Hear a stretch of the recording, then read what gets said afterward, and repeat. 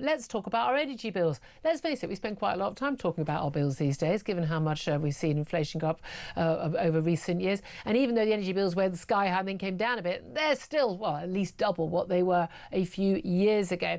But why are they still so sky high? Well, according to Ed Miliband, the "we're going to make you all poorer and plunge you back into pre-industrial ages" Secretary Ed Miliband, he seems to think that it's got nothing to do with him, Gov, and it's because we rely on wholesale gas prices. But then why are we paying so much more than every other country that also relies on international wholesale gas prices? Well, I think Andy Mayer, my next guest, may have the answer. He's an energy analyst at the Institute of Economic Affairs, the free market think tank. Good morning to you, Andy.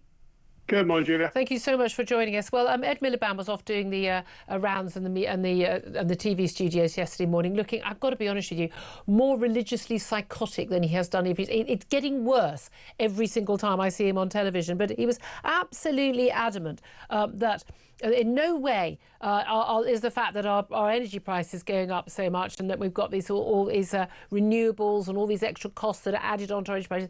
In no way is that anything to do with why our energy prices are so sky high, despite the fact that Labour manifesto last year said categorically they would cut our energy bills by £300, and they've actually gone up rather than down. Yes. So poor old Ed is stuck in 2022 when the price of gas was extremely high because of the start of the Ukraine conflict.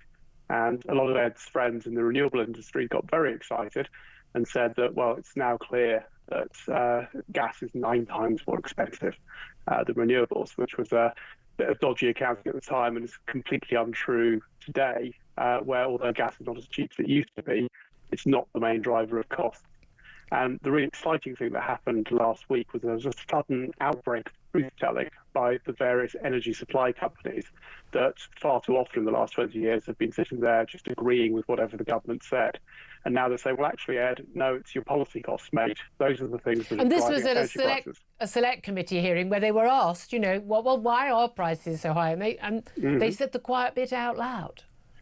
Yeah, and the really important comment they made was that even if the price of gas fell to zero, our costs would still rise, our bills would still rise.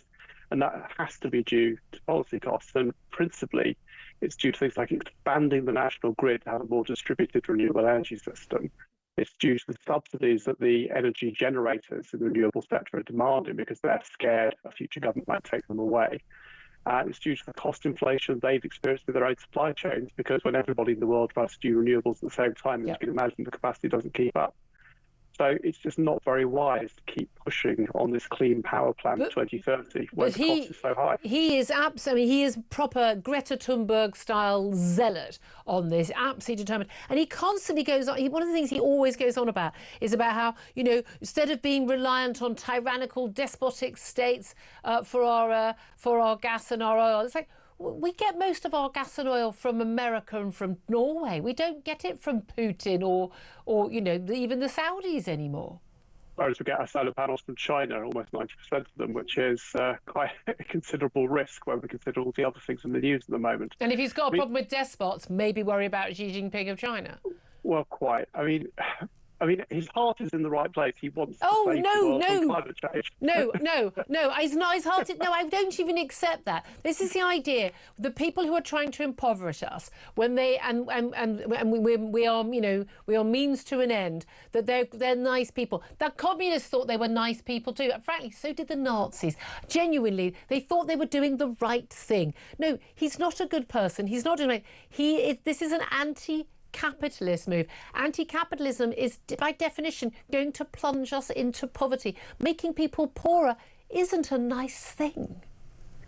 Yeah, so obviously we'd share the view on the anti-capitalism. I mean, there's far too much of the Green movement that's rooted in the idea of trying to control people through climate change as an excuse. Yeah. But if we get back to brass tacks, he doesn't actually need to do much to rescue the situation. He could reverse his policies on the North Sea, so we've got access to our own resources, the hedge against whatever other plans he has.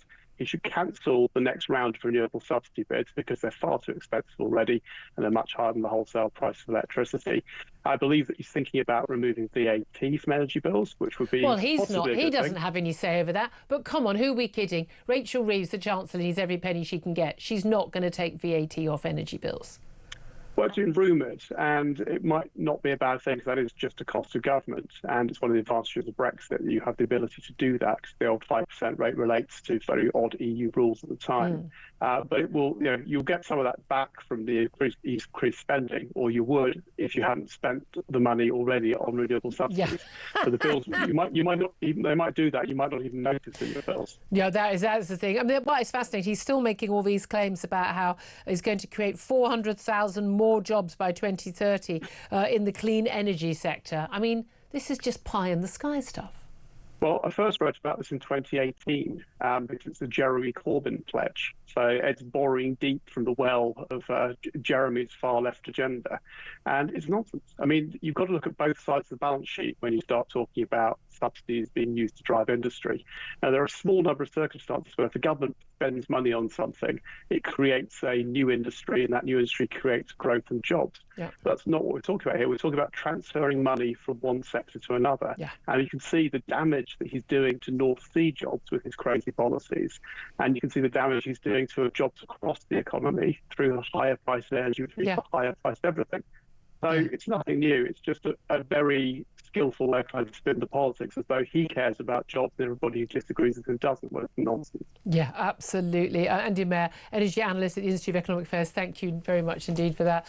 Sam Armstrong, I mean, the reality is, this is all just, utter madness. But there's the zealotry of Ed Miliband is quite extraordinary. You can see when he's interviewed, he does the thing, he sort of looks up and he just goes into his sort of his spiel. And the number of things he says are just patently, provably untrue. It's quite terrifying. I do feel a little sorry for the guy sometimes. Why? because well, he signed up to this mad scheme, which was always going to fail, but it was just about tenable when the US, China, Brazil, etc. were all going to get on board with it as well. They have changed it, and he's now coming back into office to try and finally do it. He's had the carpet pulled under his feet, and now we're in this mad world in which we've got industrial energy in this country that costs 4 times as much as it does in the United States. They're not bothering to do anything, and he is basically signing a death knell for the Britain's industrial sector altogether. Yeah, well, but he shouldn't be allowed to. He's a danger to us. I don't understand. He's not a nice guy. He's a religious zealot. And extremist religious folk, whatever their religious views, and his is green, are all dangerous people, in my view. And he's doing more damage to us than pretty much anyone else, if you ask me. I will not have this.